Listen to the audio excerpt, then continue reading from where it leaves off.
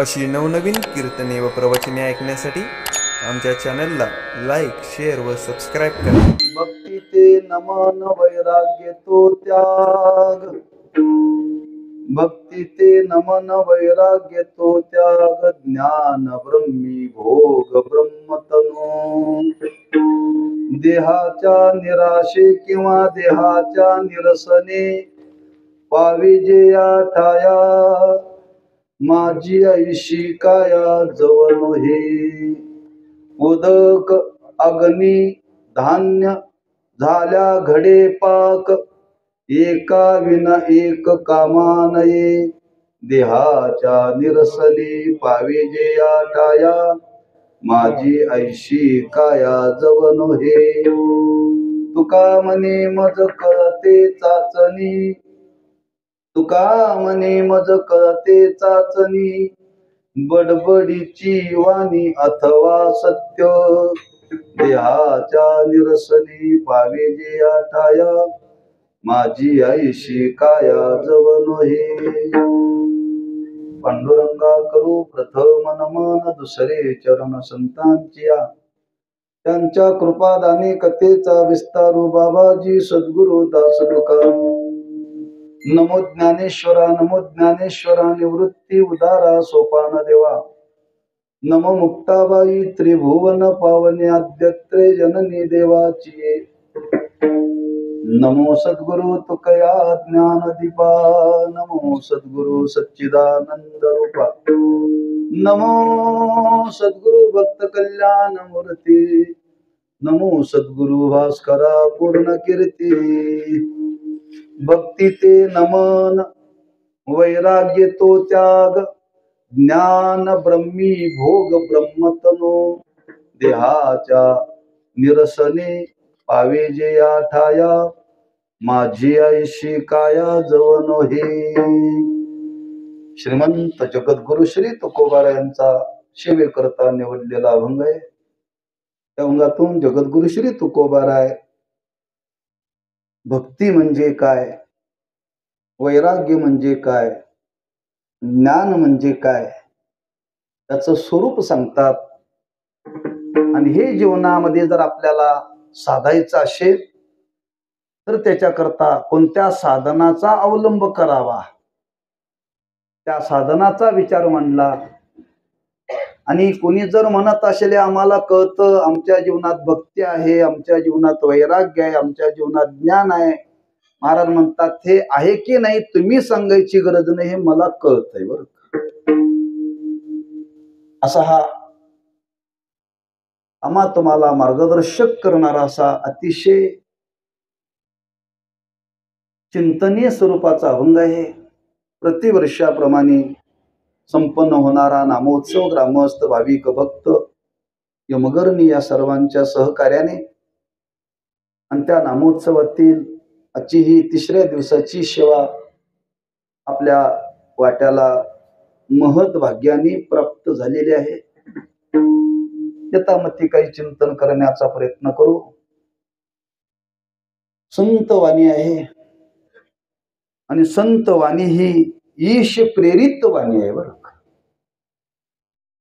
संत वाणी ही अनुभूती गुण संपन्न वाणी आहे आणि संत वाणी ही प्रासादिक वाणी आहे. वाणीच कानावरती पडावे असं वाटत असेल तर जी वाणी प्रासादिक आहे, जी वाणी ईश प्रेरित आहे, जी वाणी अनुभूती गुण संपन्न आहे, अशीच वाणी कानावरती पडावी तर कुठं बदल होईल बरं. कुठली तरी वाणी कानावरती पडून चालत नाही. आकाशवाणी, दूरवाणी नाही का, या सगळ्या कृत्रिम आहेत बरं. आज समाज जीवनावरती कोणाच्या वाणीचा परिणाम होतो? संत वाणीचाच परिणाम होतो बरं का. संत वाणी ही सर्व वाणीमध्ये श्रेष्ठ आहे. संतांनी जेवढं आपल्या वाङ्मयाच्या द्वारे समाजाचं परिवर्तन घडवलं एवढं वेदाला सुद्धा जमलं नाही बरं. एवढं पुराणांना सुद्धा जमलं नाही, लक्षात ठेवा. किंबहुना विद्वानांना सुद्धा जमलं नाही. पण संतांनी मात्र आपल्या वाणीच्या द्वारे समाजाला प्रबोधन केलं. जी वाणी समाजाला प्रबोधन करण्याकरता संतांनी आपली वाणी ती फुकट समाजाला प्रबोधन करण्याकरता प्रवृत्ती केली नाही. त्याच्या अगोदर ती देवाला समर्पित केली. देवाला समर्पण केली बरं का. समर्पिली वाणी पांडुरंगे घेते धनी. आमची वाणी कीर्तनापुरती समर्पित असते. आपली वाणी आम्ही कीर्तनात जेवढं चांगलं बोलतो तेवढं कीर्तन झाल्यानंतर चांगलं बोलत नाही बरं. कारण 2 तास समर्पित केलेली असते ना. संतांच्या तुम्ही झोपेतही जा, स्वप्नातही जा, कर्म करत असतानाही जा आणि साधना करत असताना जा. त्यांची वाणी अखंड ही भगवंताच्या साधनेला समर्पित आहे. बोलण्याची नाही आता देवा विना, आता देवा विना, आता देवा विना. बोलण्याची नाही आता देवा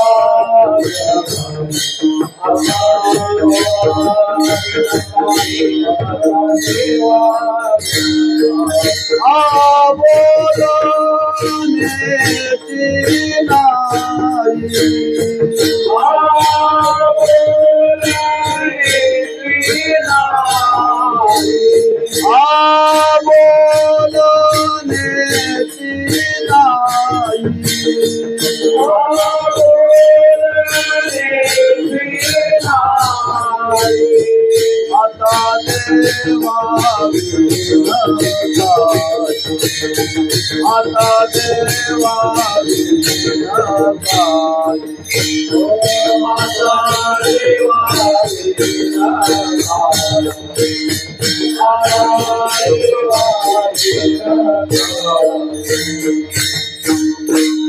बोलण्याची नाही आता देवावीन काही.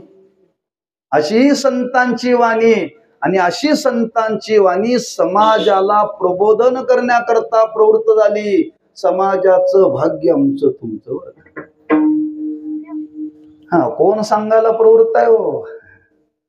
आपला धंदा सोडून ज्यांनी देवाला वाणी समर्पित केली ती देवाशिवाय काही बोलायचं नाही असं ठरवलं.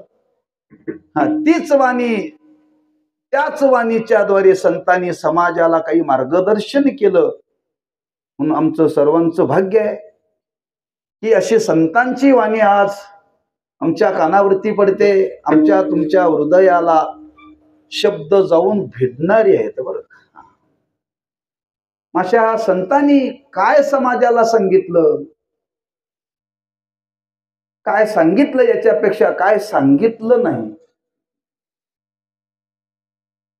सगळ्या बाजूनी संतांनी समाजाला सांगितलं बरं. सर्व बाबतीत सांगितलं आणि सर्वांना सांगितलं. पण काय सांगितलं? हिताच्या संबंधाने सांगितलं बरं का. हिताच्या संबंधाने.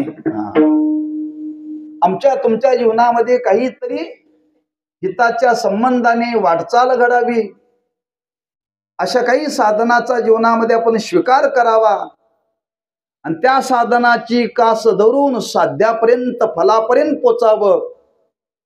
त्या दृष्टीने संतांना वाटलं आपण समाजाला योग्य सांगितलं पाहिजे बरं का. योग्य आणि अयोग्य त्यांना कळत होतं. आम्हाला योग्य आणि अयोग्य कळत नाही. आम्ही योग्यालाच अयोग्य म्हणतोय आणि अयोग्यालाच योग्य म्हणतोय.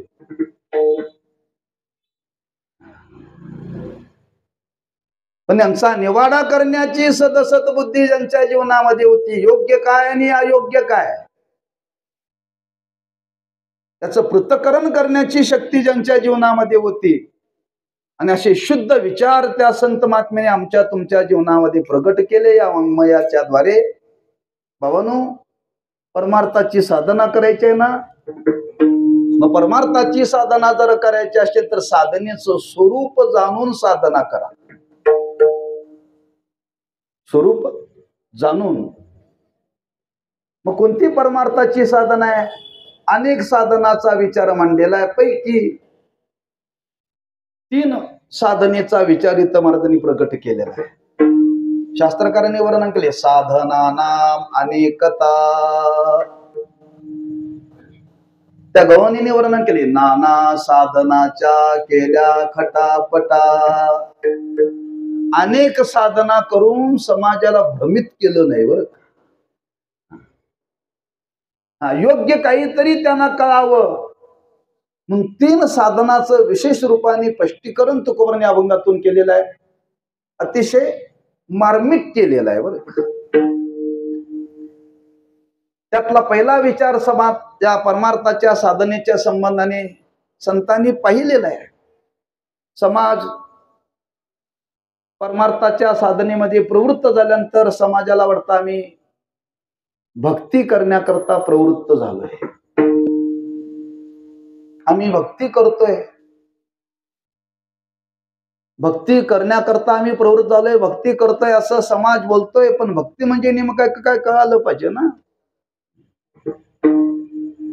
बरेच मंडळी माळ घालण्याकरता येतात. माझा पहिला प्रश्न असतो, कशा करता माळ घालायची ठरले काय? ते भक्ती करण्याकरता. भक्ती करणं म्हणजे काय? माळ घालणं म्हणजे भक्ती करणं.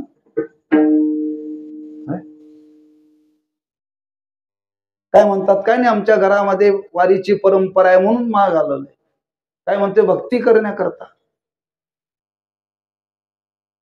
पहिला प्रश्न आहे, कशा करता माळ? काहींचं मत आहे भक्ती करण्याकरता. भक्ती करण्याकरता माळ घालावी लागते? नाही. मग घातलेल्याने काढायच्या.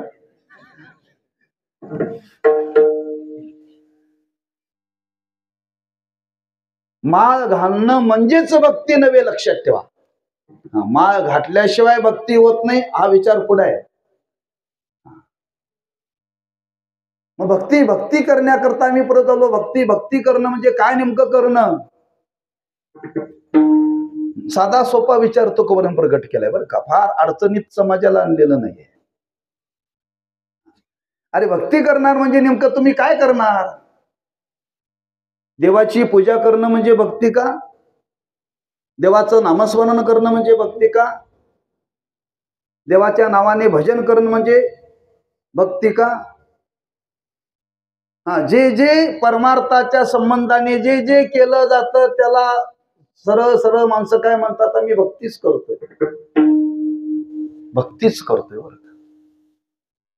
देवाची पूजा करतो म्हणजे लोक म्हणतात आम्ही भक्तीच करतोय.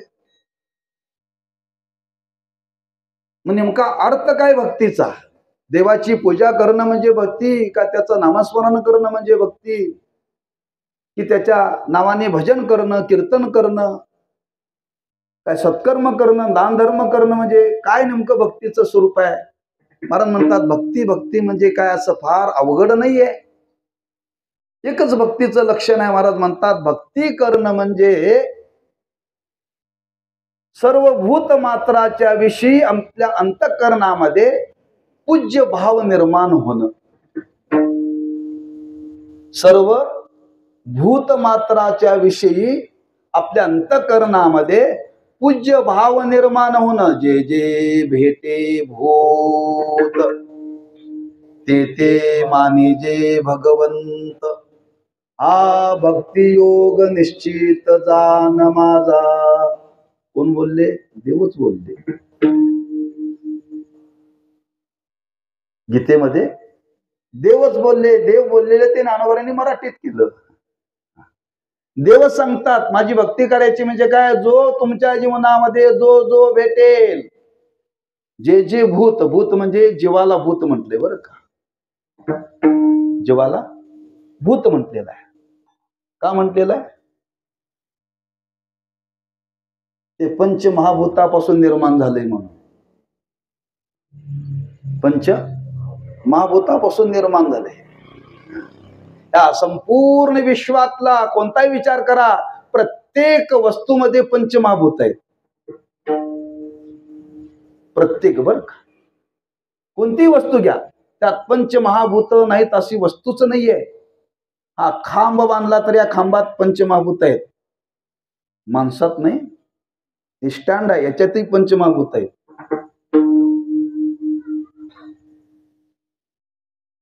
म्हणून त्याला भूत शब्द वापरला. आम्हाला भूत म्हटलं की ते मशानातलंच दिसतंय बरं का. सर्व भूत मात्राच्या ठिकाणी पूज्य भाव निर्माण झाला पाहिजे. मग कोणी असो, अगदी मुंगी पासून ब्रह्मदेवापर्यंत. मुंगी पासून आम्ही ब्रह्मदेवाला देव म्हणतो, पण मुंगीला देव म्हणायला तयार नाही, नाही का.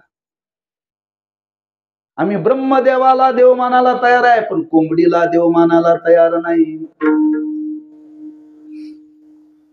आम्ही ब्रह्मदेवाला देव मानायला तयार आहे, पण बकऱ्याला देव मानायला तयार नाही. बरोबर आहे.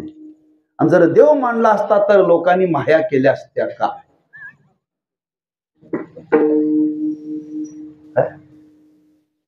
वाढदिवस साजरे केले असते का? आणि भगवान सांगतात, जे जे भेटे भूत ते ते मानी जे भगवंत. अरे जे जे जीवनामध्ये भेटेल ते भगवत स्वरूप आहे असं मानून काय करा? भक्ती ते नमन वैराग्य तो जाग. भक्ती ते नमन वैराग्य तो जाग. भक्ती ते नमन वैराग्य तो जाग. भक्ती ते नमन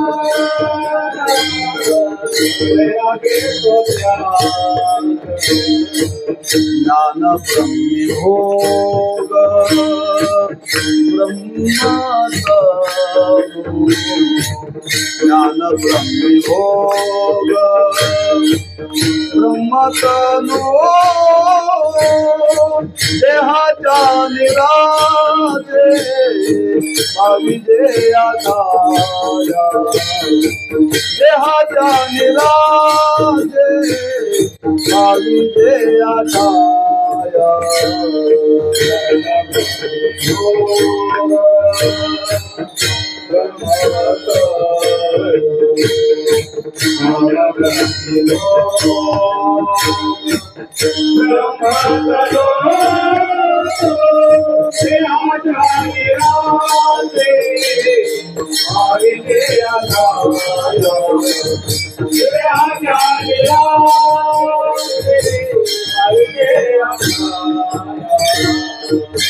भक्ती ते नमन वैराग्य तो त्याग.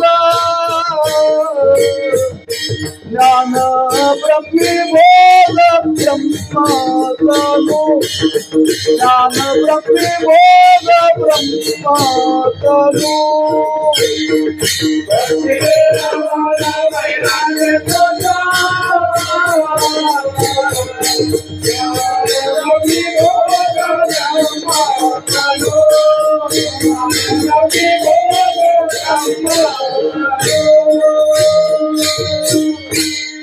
भक्ती ते नमन. काय म्हणतात महाराज? भक्ती भक्ती म्हणजे काय? नमन नमस्कार करणं म्हणजे भक्ती. कोणाला नमस्कार करायचं? आम्ही रोज नमस्कार करतोय, फक्त देवालाच करतोय. मग रस्त्याने जाता जाता रस्त्यात जर देऊ लागलं तर काय करतात हो?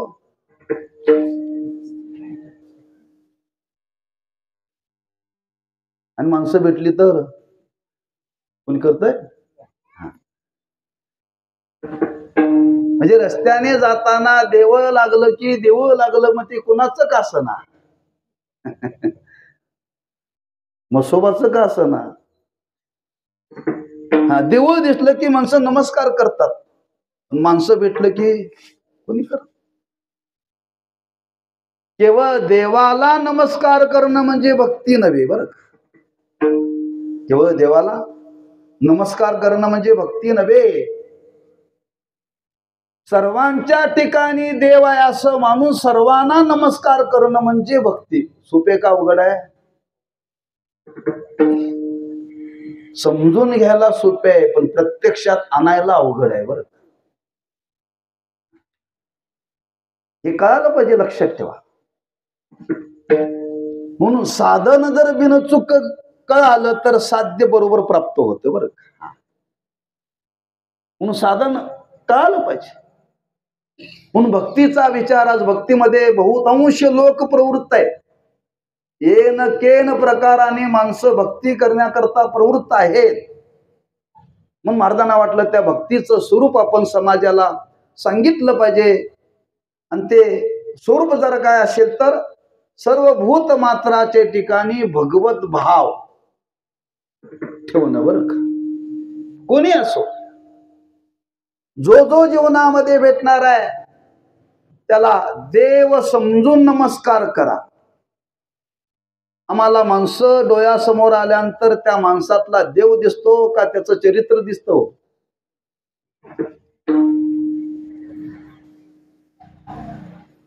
चरित्र दिसत. मला आजच एकाने फोन केला, उद्या पनवेल जवळ कीर्तन आहे. म्हणजे महाराज तुमची ज्यांनी तारीख घेतल्या त्यांनी काय तुम्हाला फोन केला का म्हटले. म्हणलं फोन काय नाही. म्हटलं ज्या दिवशी तारीख ठरली तेवढी नोंद केलेली आहे. म्हणलं कीर्तन नक्की आहे म्हणले. मग ज्यांनी महाराज ज्यांनी तारीख घेतल्या ना तो कसा आहे म्हणलं. मला काय सांगू नको, माझा हरिपाठ चाललाय म्हणलं.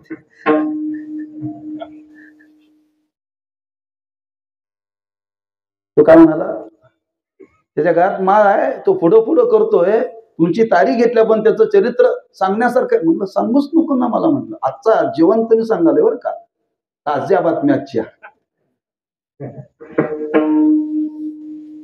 सांगण्याचा मुद्दा काय? हा, वारकऱ्याचं वर्णन करताना महाराज तो वारकरी दिसत नाही, त्याचं चरित्र वारकऱ्याचं दिसते. काय ते आणि तुकोबारे म्हणतात कोणाचं चरित्र पाहू नका, फक्त त्या व्यक्तीतला देव पहा. व्यक्तीतला देव पहा.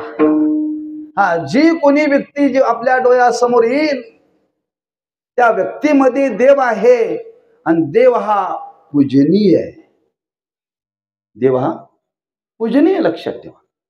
हा, पूज्य भावाने त्याच्यामध्ये देव आहे अशा भावनेनं पहा. त्याच्या बाकी कुठल्या गुणदोषाचा विचार करू नका.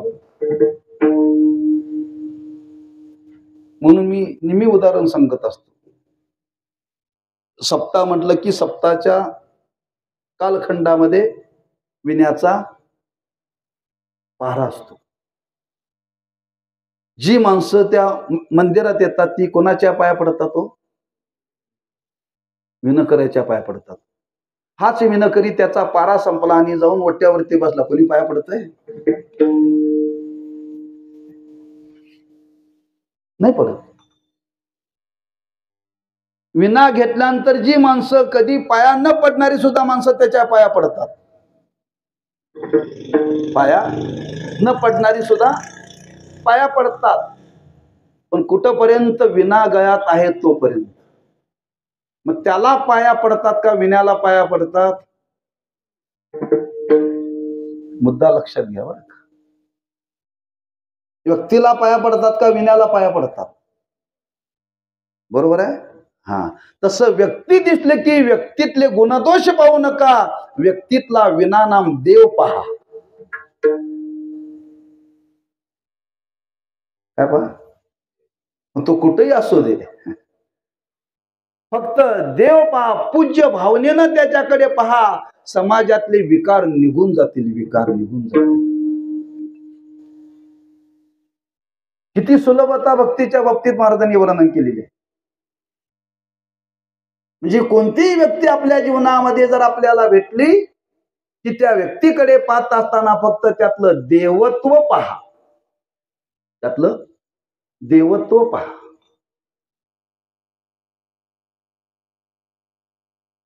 कपड्याच्या दुकानामध्ये माणसं जातात. कपड्याच्या दुकानात गेल्यानंतर माणसाने कपड्याचा रंग बघावा का कपड्याचं सूत बघावं, ते तुम्हाला कळायसाठी आमच्या जातीत यावं लागेल.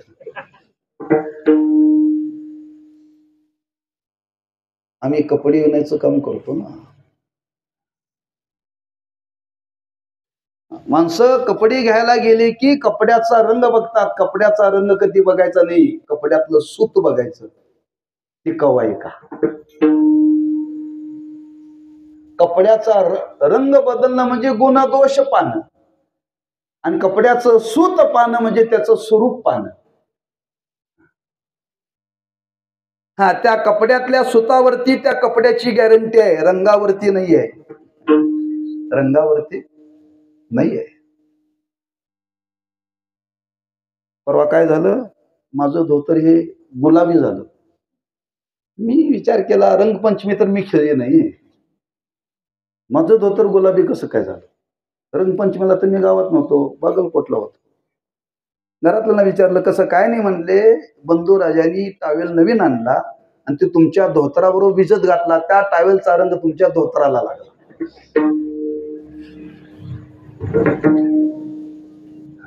मी सगळ्या ताज्या बातम्या सांगतो बरं का, ठेवली 4 दिवसापूर्वीची गोष्ट.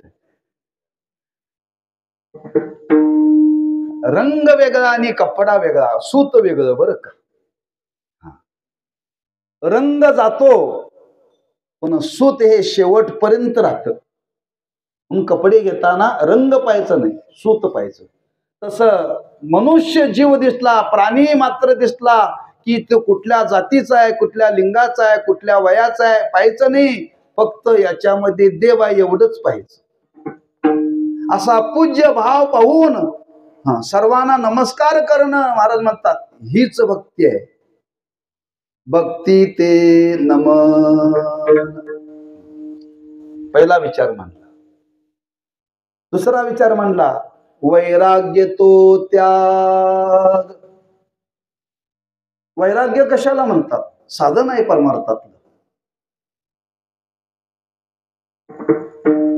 शब्द वापरला त्याग. त्याग करणं म्हणजे वैराग्य, पण कशाचा त्याग, कशाचा त्याग. वस्तूचा त्याग का वस्तूविषयी चित्तामध्ये असलेलं तादात्म्य त्याचा त्याग. आम्हाला एवढंच माहिती आहे, त्याग करणं म्हणजे वैराग्य. कशाचा त्याग, महाराजांनी तो शब्द असा वापरला, फक्त त्याग शब्द वापरा, वैराग्य तो त्याग. पण त्याच्यामध्ये फार मोठा गर्भित अर्थ आहे बरं का. काही लोकांची समजूत आहे, गावाचा त्याग करणं म्हणजे वैराग्य, घरादाराचा त्याग करणं म्हणजे वैराग्य,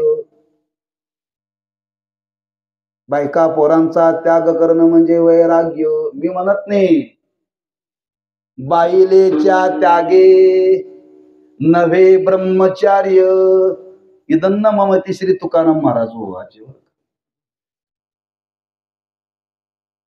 महाराजांनी लिहिलंय 450 वर्ष. बाईचा पत्नीचा त्याग करणं म्हणजे ब्रह्मचार्य नव्हे, तुकोबाराय म्हणतात बरं का.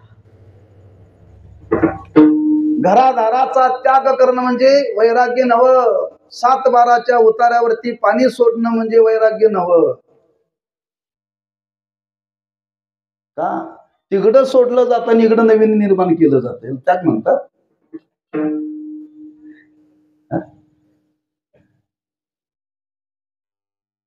तुम्ही निरीक्षण करा समाजाचं. जेवढा गृहस्थी लोकांचा प्रपंच नाही, त्याच्या अनंत पटीनं भगव्यावाल्यांचा प्रपंच आहे. आणि लोक म्हणतात ते त्यागी बरं का. माझं म्हणणं नाही, तुकोबारांचं सांगावं. तुम्ही म्हणा महाराज मी बोललो नाही, तुकोबारांना सांगायचा त्याग म्हणजे काय.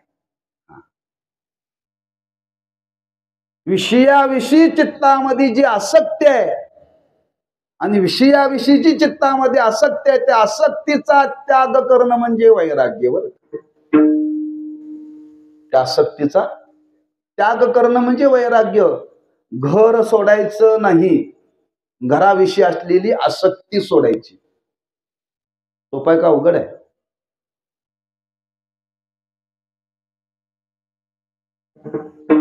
बायका बोराचा त्याग करायचा नाही आहे, परमार्थाची साधना करायची आहे, त्या प्रपंचामध्येच राहायचं आहे, घरामध्येच राहायचं आहे, गावामध्येच राहायचं आहे, त्या सगळं उपाधीमध्येच राहायचं आहे. फक्त राहत असताना त्यांच्याविषयी चित्तामध्ये आसक्ती ठेवायची नाही. असोनी संसारी जीवे वेगू करी, असोनी संसारी जीवे वेगू करी, असोनी संसारी जीवे वेगू करी, असोनी संसारी जीवे वेगू करी. वेदशास्त्र उभारी माया सदा, वेदशास्त्र उभारी माया सदा, वेदशास्त्र उभारी माया सदा, वेदशास्त्र उभारी माया सदा. हरि मुखे मना, हरि मुखे मना, हरि मुखे मना, हरि मुखे मना, हरि मुखे मना, हरि मुखे मना, हरि मुखे मना, हरि मुखे मना, हरि मुखे मना, हरि मुखे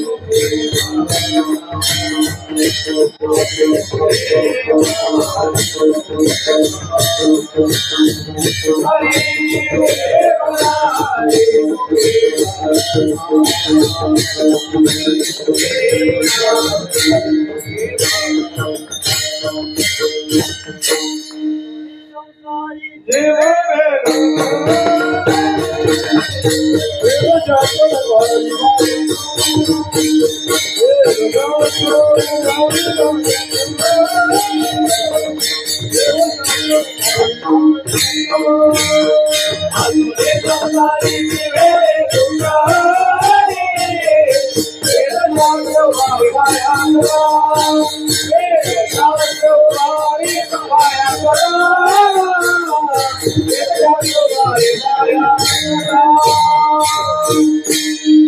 असोनी संसारी जीवे वेगू करी, त्या संसारामध्ये राहायचं, पण त्या संसाराविषयी भावना ठेवायची. लटिका हा व्यवहार वाया येरजा, हे लटका आहे, खोटा आहे, तिथंच राहायचं, पण त्याच्याविषयी निश्चय मात्र पक्का ठेवायचा चित्तात. तिथं राहूनच साधना करायची आहे. बरं, म्हणून वैराग्याचं वर्णन करताना महाराजांनी वर्णन केले, ज्या पदार्थाविषयी जी आपली आसक्ती आहे, तादात्म्य आहे, अहंकार आहे, त्याचा त्याग करायचा. बरं का, त्याचा त्याग तरी ऐसा करा,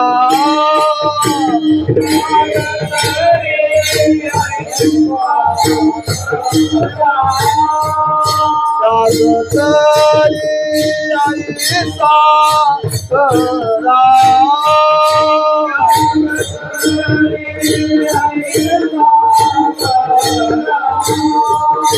अहंकारा गवलावे, अहंकारा गवलावे,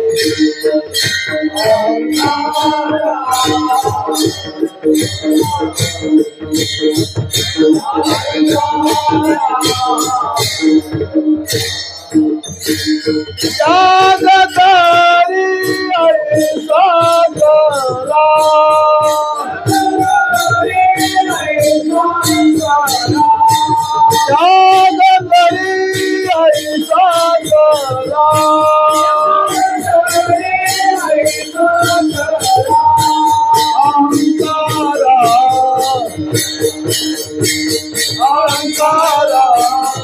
गवळावे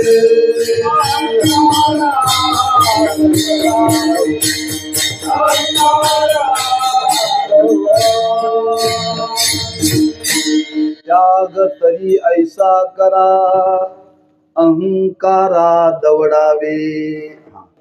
जो कर्तृत्वाचा अहंकार आहे त्याचा त्याग करायचा बरं का. वस्तूचा त्याग म्हणजे वैराग्य नव्हे,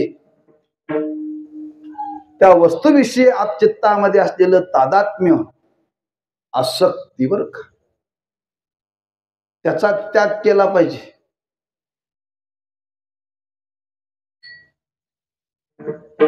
एक असा प्रसंग कथा सांगितली जाते. एक संन्यासी सदग्रस्त होते. त्यांनी विचार केला आपण संन्यास घेतलाय तेव्हा संन्याशाने एका गावामध्ये 3 दिवसापेक्षा जास्त थांबायचं नाही आणि महाराजांनी कीर्तन होण्यापेक्षा अधिक थांबायचं नाही बरं का. त्या गावात महाराज अधिक थांबला की समजावं बिघडलं. यायचं कीर्तन करायचं जायचं. तुमच्या गावात किती फडावरचे किती लोक आहेत, गट किती आहेत, याच्याकरता तू इथं आलायस होय. जाता जाता हळूच ठिणगी टाकून जातात बरं का. हे काम नाही. जर संन्याशाने 3 दिवसापेक्षा जास्त थांबू नये. महाराजांनी किती तास, 3 तासाच्या वर जास्त थांबू नये. नंतर तुकोबारांनी वर्णन केले, जे ते कीर्तन करावे ते ते अन्न न सेवावे. जेवण सुद्धा करू नये, जेवण करूनच यावं. नाहीतर येताना डबा आणावा किंवा तुझ्यासारख्याला सांगावं येताना डबा घेऊन ये, पण त्या गावातलं खाऊ नये बरं का.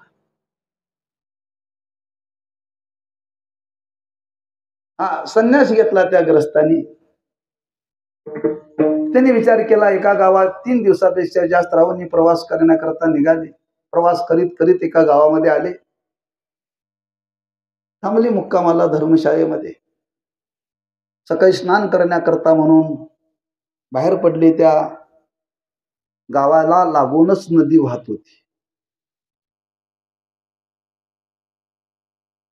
तेव्हा सकाळी स्नान करण्याकरता निघाले. गाव तसं मोठं होतं. आता त्याला वाटलं स्नान करण्याकरता जावं, एखादी निवांत जागा त्या नदीच्या काठावरती बघावी. असं निघाला आणि जाता जाता त्या नदीच्या वाटेवरती एक सोन्याचा कंकण पडलं होतं. त्या संन्यासाची नजर गेली. ती विचार करू लागला अतिशय मौल्यवान आहे, पण मी सर्वस्वाचा त्याग केलाय. आपल्याला स्पर्श करता येत नाही, पण अतिशय मौल्यवान आहे. एखाद्या प्रापंचिकाला सांगावं हा अलंकार घे आणि तुझा उदरनिर्वाह चालेल, म्हणून तो विचार करू लागला आपल्याला घेता येत नाही पण कोणी येईल त्याला सांगावं.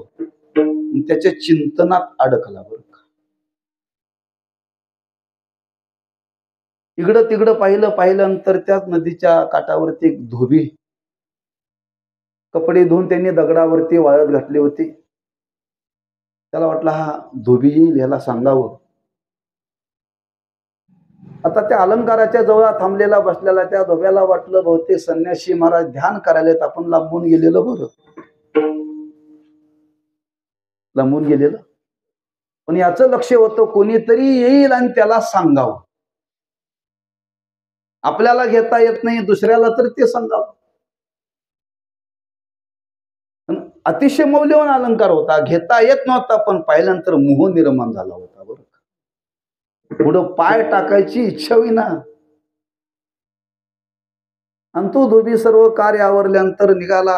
म्हणजे ओ धोबी दादा इकडे म्हटले. गड्या म्हणले काय करताय रोज? काय नाही म्हणजे गावाची कपडे गोळा करतोय, धुतोय, त्याच्या मोबदल्यात जे मिळतंय त्याच्यावरती प्रपंच चालवतोय. एवढे कष्ट करताय तुम्ही प्रपंच करता? इकडे म्हणले संधी फार चांगली आहे. म्हणले बघा अतिशय मौल्यवान सोन्याचा अलंकार आहे, तुम्ही हा घ्या, सराफ बाजारामध्ये जा, त्याची किंमत करा, तुम्हाला कपडे धुयाचं कामच पडणार नाही. त्याने विचारलं, साधू महाराज आपण कुठून आला, कुठं निघाला? मी अमुक अमुक गावाहून निघालो, तीर्थयात्रा करण्याकरता निघालो. असं साधू महाराज, हा गेली 4 दिवस इथं अलंकार पडलाय म्हटले. किती? 4 दिवस झाले अलंकार पडलाय. मी रोज या रस्त्याने येता जाता बघतोय, मी रोज माझं काम करतोय, कपडे धुतोय, निघून जातोय, आमचं लक्ष सुद्धा त्याच्याकडे जात नाही. संन्यासी विचार करू लागला, मी कपडे बदललीत, कपड्याचा रंग बदलला, पण माझ्या चित्तातला मोह गेला नाही. हा धोबे आहे, प्रपंचात आहे, पण पाहून सुद्धा मोह नाही. त्याला म्हणावं त्याग. आणि हे तुकोबाऱ्या सांगतात, वैराग्य तो त्याग. त्या वस्तूला पाहून सुद्धा त्याच्या चित्तामध्ये आसक्ती निर्माण होत नाही. अशी त्यागाची भावना ज्यांच्या जीवनामध्ये निर्माण होईल त्यालाच वैराग्यवान म्हणा. त्याचा सत्कार करा, त्याच्याच पाया पडा. वैराग्य तो त्याग. आणि त्याच्या पुढे तुकोबाराय वर्णन करतात, ज्ञान ब्रह्मी भोग ब्रह्मतनो. ज्ञान कशाला म्हणतात? चांगलं कीर्तन करतो त्याला ज्ञानी म्हणतात, नाही का? अगदी मराठी संघाचे पोपटासारखं बोलतो त्याला ज्ञानी म्हणतात. तुकोबारे म्हणतात, हे नव ब्रह्मज्ञान न करी रे संग, राही रे निश्चय, लागोनी दिमळ ममतेचा, या नावे अद्वैत खरे ब्रह्मज्ञान. अनुभवा वाचून बडबडते, ते खरं ज्ञान. बर का? जे बोलतो ते ज्ञान नव्हे, बोलतो ते ज्ञान नव्हे. ब्रह्मज्ञान ब्रह्मज्ञान ब्रह्मज्ञान म्हणजे काय? या जगतामध्ये ब्रह्मनाम परमात्म तत्व आहे. त्याचा ज्याला अनुभव आला, आणि अनुभव आल्यानंतर हा देह आहे ना, हा देह सुद्धा त्या ब्रह्मज्ञानाचा परिणाम. ब्रह्मतनु, तनु म्हणजे शरीर.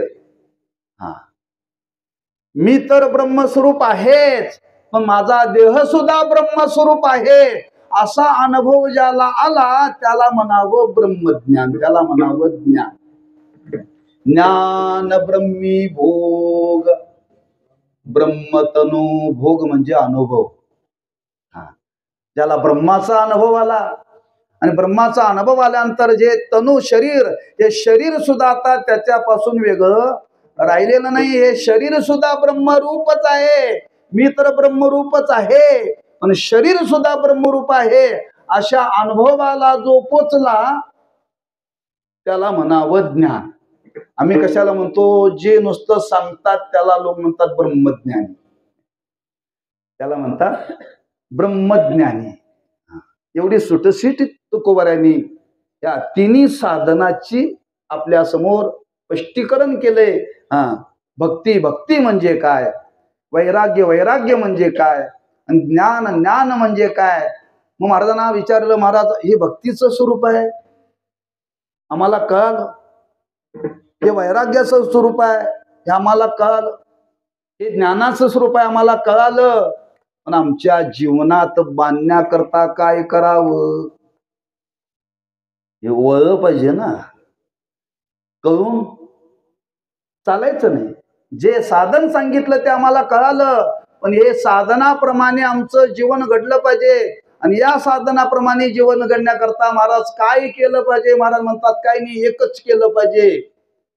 जो आपल्याला देह दिलेला आहे ना, त्या देहाविषयी असलेला जो अंभाव त्याचा निराश करावा लागेल.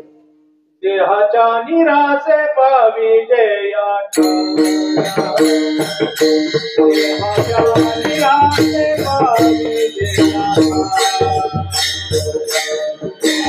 निराशे पावी जया, निराशे पावी जया. देहाच्या निराशे पाविले देहाच्या निराशे पाविले निराशे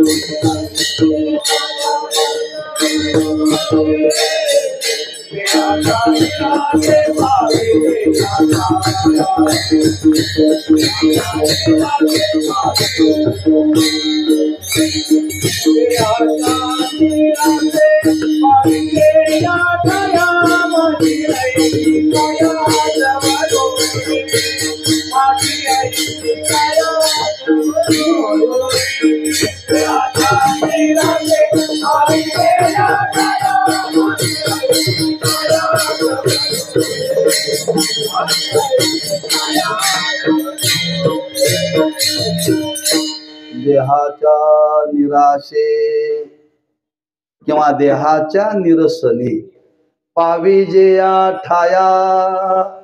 या ठाया म्हणजे तुम्हाला भक्तीची अवस्था प्राप्त करून घ्यायची असेल, वैराग्याची अवस्था प्राप्त करून घ्यायची असेल, ज्ञानाची अवस्था प्राप्त करून घ्यायची असेल तर महाराज म्हणतात तिन्ही करता या देहाचा निराश करावा लागेल.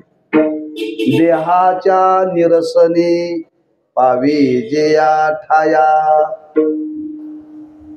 साधन 3 साधनाचा विचार मांडला, पण त्या साधनाचा अनुभव येण्याकरता, त्या साधनावरती अरुण होण्याकरता नेमकं काय केलं पाहिजे. मला म्हणतात हा देहाविषयी असलेला अभिमान टाकावा लागेल. भक्ती करायची असेल तर देह तादात्म्य टाकलं पाहिजे. वैराग्य प्राप्त व्हावं असं वाटत असेल तर देह तादात्म्य टाकावं लागेल. आणि ज्ञान मिळवायचं असेल तर देह तादात्म्य टाकावं लागेल. तुकोबारांनी वर्णन केले, आम्ही साधना केली, कशी केली, अशीच केली बरं का. करणे केला त्याग देह बुद्धी कोणाई न लगे साधनाचा पांग, साधनाचा पांग.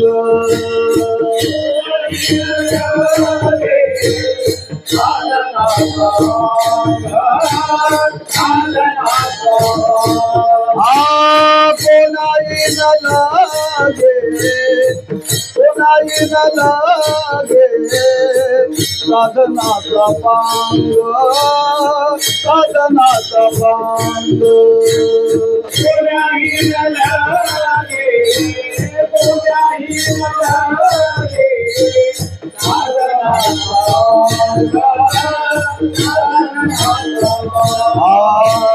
करणे केला त्याग देहबुद्धी, करणे केला त्याग देहबुद्धी.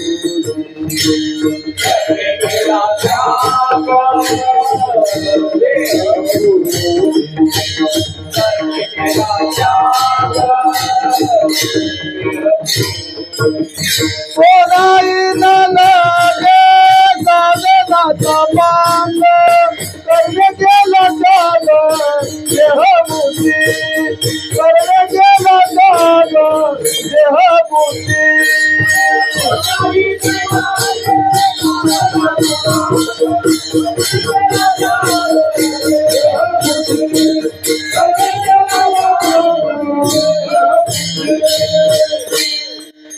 अडकळायचं नाही वाजवताना बरं का. जर शर्यतीला पाया लागला आणि अडकळा तर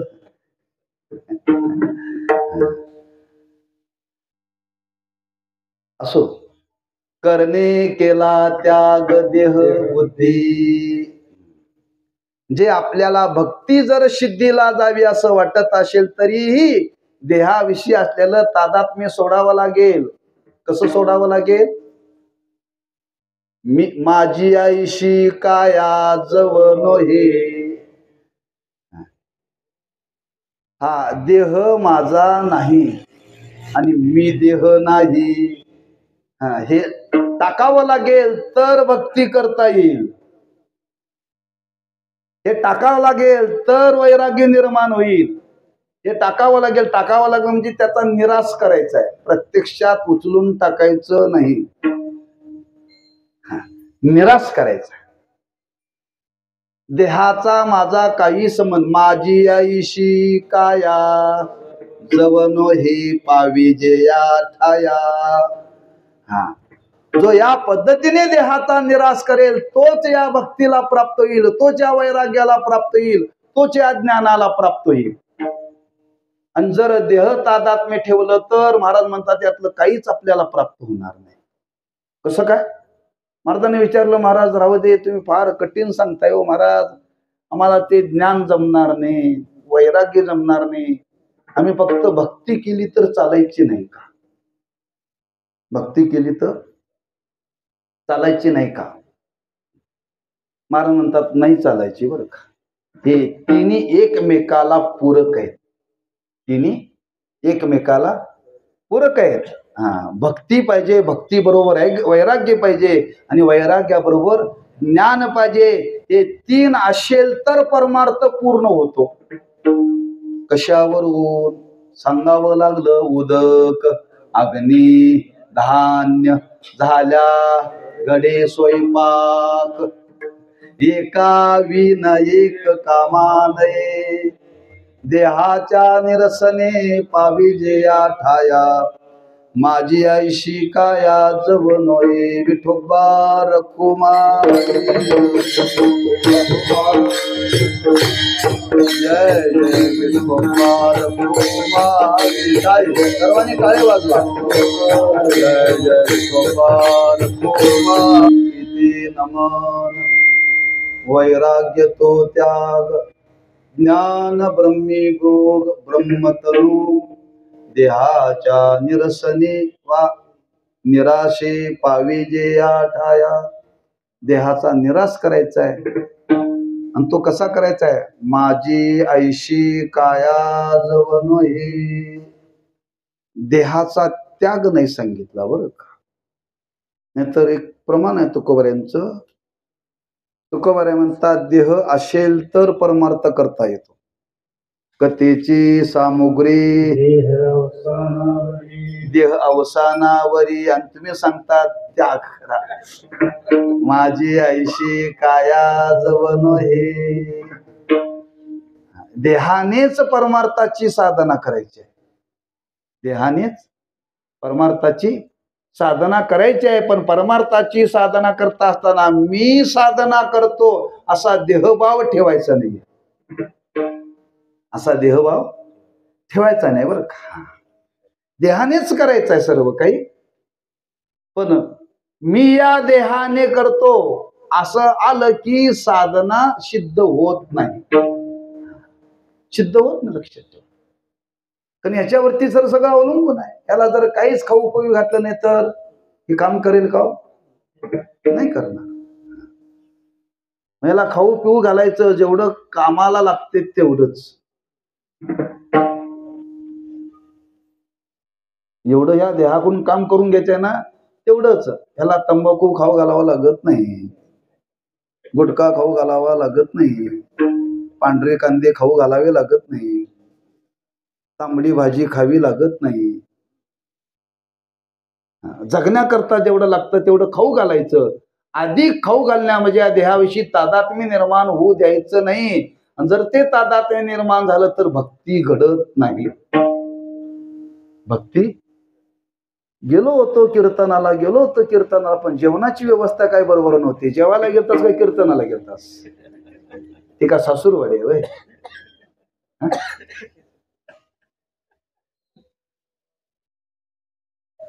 मी जेवायला बसल्या बसल्या त्यांनी ते दुधाचा तांब्या आणून ठेवला बरं.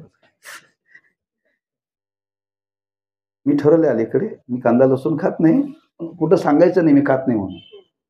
हे सांगण्याकरता सांगितलं बरं का.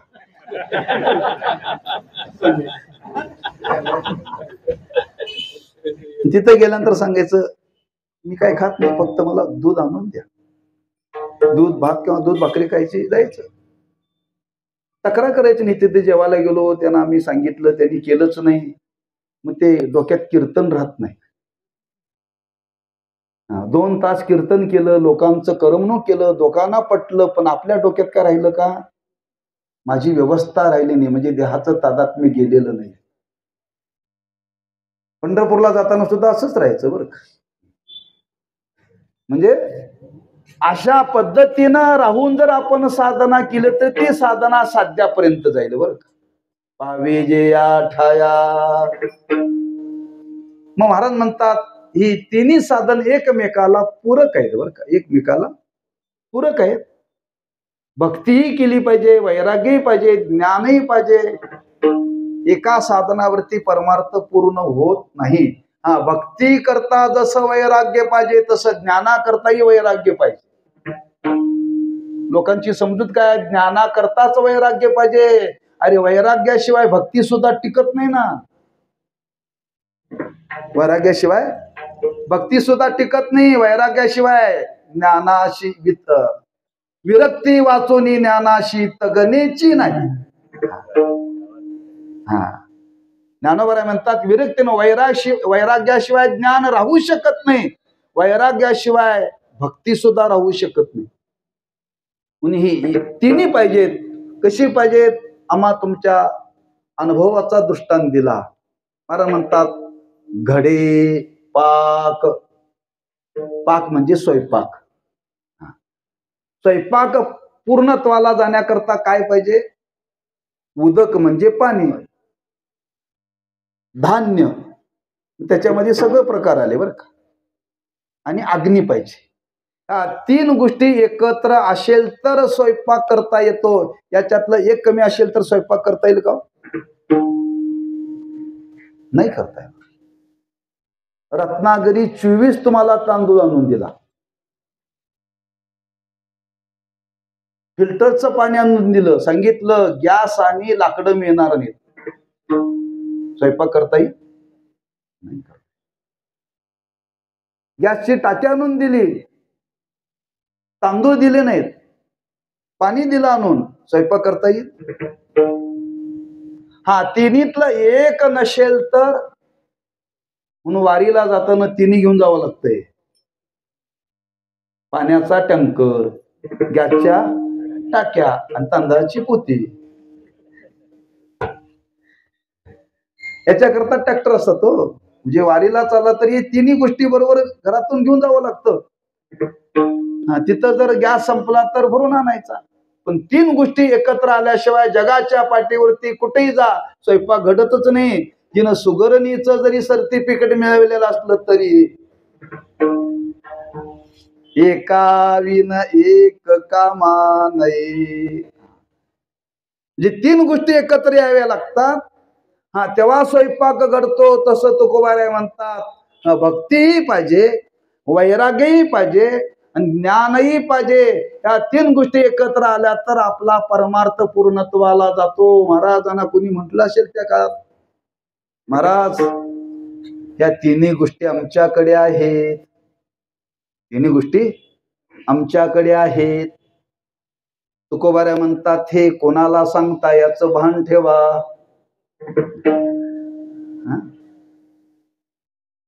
नेम आहे जे ज्याच्याकडे आहे तो माझ्याकडे आहे असं सांगून सिद्ध होत नाही बरं का, सिद्ध होत नाही. तुकोबाराय म्हणतात प्रवचनात व्यासपीठावरती सांगणं सोपं आहे, लोकाला सांगणं सोपं आहे. लोक तुमचं ऐकता म्हणून तुम्ही लोकाला सांगा. पण तुकोबाराय म्हणतात मला सांगून चालणार नाही. तुम्ही किती भक्तीवरती प्रवचन चांगलं केलं, वैराग्यावरती तुम्ही प्रवचन किती चांगलं केलं, ज्ञानावरती तुम्ही प्रवचन किती चांगलं केलं, पण तुमच्या अंतःकरणामध्ये ज्ञान आहे की नाही, वैराग्य आहे की नाही, भक्ती आहे की नाही? महाराज म्हणतात मी ओळखलं, तुमची फक्त बडबड आहे, तुमची फक्त बडबड आहे, तुम्हाला अनुभवाचा पत्ता नाही, हे मी जाणतो. तुका म्हणे मज कळते चाचणी, तुका म्हणे मज कळते चाचणी,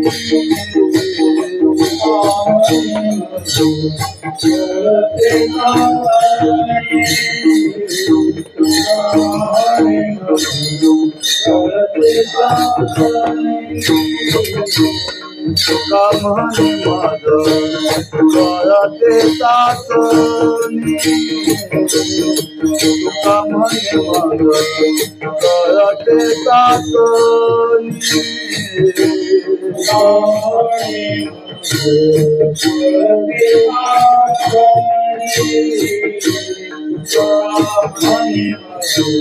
कळते चाचणी. बडबडीची वाणी अथवा सत्य, बडबडीची वाणी अथवा सत्य, देहाच्या भाविलेल्या छाया, देहाच्या भाविलेल्या छाया.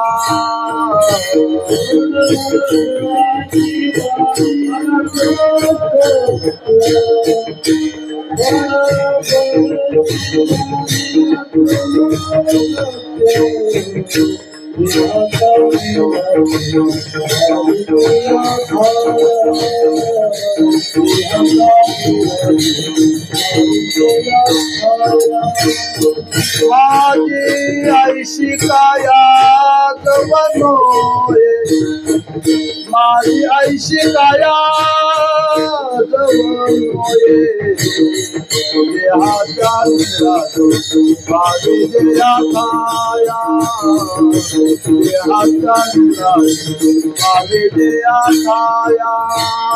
माझी ऐशी कायात बनोये, माझी ऐशी कायात बनोये,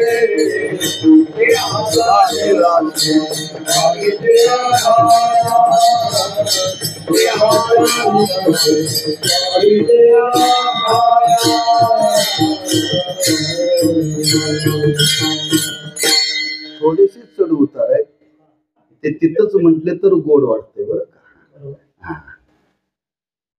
तुकोबाराय म्हणतात तुम्ही भक्तीचं वर्णन करता, वैराग्याचं वर्णन करता, ज्ञानाचं वर्णन करता, पण महाराज म्हणतात तुम्हाला अनुभवाचा पत्ता नाही. आम्ही ते जाणतो, आम्हाला हे कळतं. हा, कोण कशा पद्धतीनं बोलतो हे ओळखणारे संत आहेत. तुम्ही विचार करा, संतांनी देवाची भीड ठेवली नाही, समाजाची ठेवतील का हो? देवाची सुद्धा भीड दिली नाही. देवा अनेकांना तू फसवलंय, आम्ही फसणारे नाही. करीशी ते देवा करी माझे सुखे, परी मी त्याशी मुखे न म्हणे संत. मी कुणाला तरी माझ्या वाणीनं संत म्हणणार नाही. तुकोबाराय कोणाला बोलतायत? राष्ट्रपतीला, जो विटेवरती उभा आहे त्याला बोलतायत. बर का? म्हणून देव फक्त संतांनाच घाबरतो, बाकी कोणाला घाबरत नाही, लक्षात ठेवा. आणि असे संत आज या परमार्थामध्ये कथाकथित शब्दज्ञानी जे लोक आहेत, महाराजांनी त्यांची बिन पाण्याने केल्यावर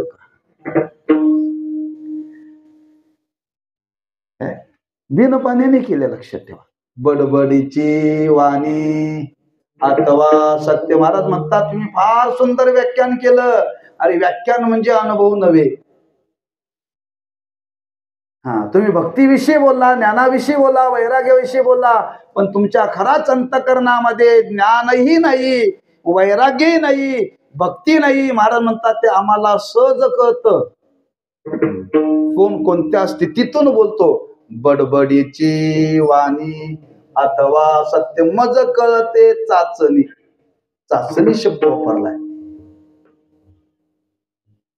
या माता वर्गांना तो चाचणी शब्द माहिती आहे, तेही जुन्या बर का, नवीन नव्हे.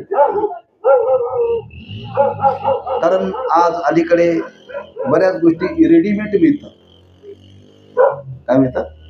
रेडीमेड. कोणी पदार्थ तयार करायला तयार नाही. प्रत्येक वस्तू विकत आणायची. आज ताक सुद्धा विकत आणलं जातं, दही विकत आणलं जायचं. पूर्वी फक्त दूध विकत घ्यायचे, आता सगळंच विकत घेतलं जातं. जोग जर नोकरीवरती असतील आणि घरी यायला जर उशीर होत असेल तर येतानाच डबा घेऊन यायचा हॉटेलमधून, घरी जाऊन करायचं नाही. बरं, तिला चाचणी कळणार कधी? तिला चाचणी फक्त ती कपड्याशिवायची एवढीच कळत. लाडू करायचे आहेत आणि लाडू करण्याकरता पाक तयार करावा लागतो.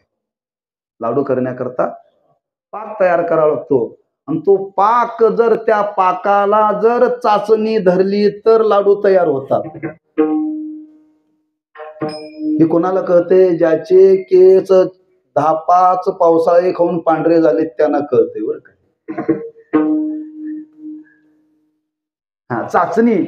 चाचणी जर त्या पाकाची चांगली झाली तर लाडू बांधता येतात. लाडू जर बांधताना ते लाडू जर बांधता येईना तर ती म्हणते पाकाची चाचणी बरोबर झाली नाही. बरं, चाचणी शब्द आहे. तसं तुकोबाराय म्हणतात परमार्थामध्ये आज काही भक्तीचं, वैराग्याचं, ज्ञानाचं वर्णन करा नाही मंडळी आहेत. महाराज म्हणतात त्यांना हे कळालेलं नाही, हे आम्हाला कळालं. का आम्हाला हे कळतं, आम्ही त्याचे परीक्षक आहोत. तुका म्हणे मज कळते चाचणी बडबडीची वाणी अथवा सत्य. आणि ही जर अवस्था जीवनामध्ये प्राप्त करायची असेल तर महाराज म्हणतात एकच, माझी आईशी काया, या देहाविषयी असेल तादात्म्यता. का? नक्की आपल्याला भक्तीचा अनुभव येईल, वैराग्याचा अनुभव येईल, ज्ञानाचा अनुभव येईल. या 3 गोष्टीचा अनुभव आला की महाराज म्हणतात आपलं जीवन सफल होईल. त्याची सरली येरदार झाला सफल व्यापार. ज्ञानेश्वर माऊली ज्ञानराज माऊली. जय जय ज्ञानेश्वर माऊली ज्ञानराज माऊली.